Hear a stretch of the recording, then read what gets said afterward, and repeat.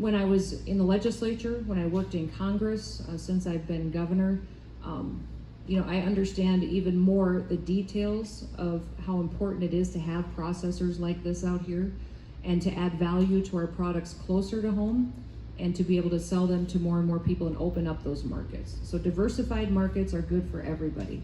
Brings more competition in, make sure you get better quality products to people and they have more choices. It also drives down costs for them, but it also gives that rancher a more competitive market that he can or she can go out and have 4 or 5 bidders on their animals instead of just one and being tied to whatever price they get when it runs through the ring.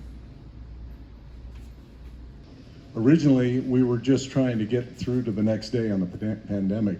And I think it's worthy of mentioning that early on, especially with the Smithfield closure, our pork producers specifically had their backs against the wall.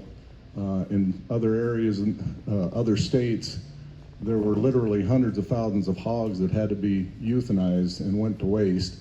I think there's a lot of credit that goes out to producers and ag groups and processors that stepped up to the plate, and South Dakota was in a unique position, and mostly because the majority of our hog producers are independently owned. So that gave us the flexibility to get through that crisis and avert that.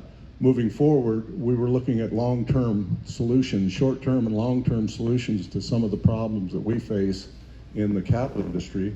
And almost always, everything points back to the bottleneck, which is processing. Every time there's a disruption in processing, we saw it with Smithfield through the pandemic, retail prices go up, live beef prices go down, and that's an ongoing problem. So what the governor's laid out for her vision, I think, is the right approach in South Dakota. First of all, with the grant process, the grant program, to allow our local processors the ability to increase their capacity.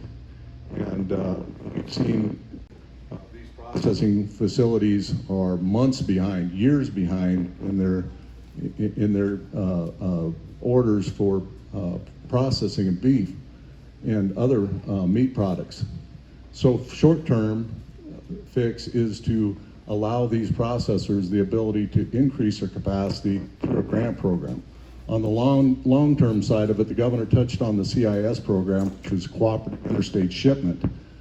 As the producer or the processor's capacity catches up and they're looking for more opportunity to expand their market, they will have the opportunity to enlist in the cooperative interstate shipment program, which would allow them to sell their beef outside of the state nationwide.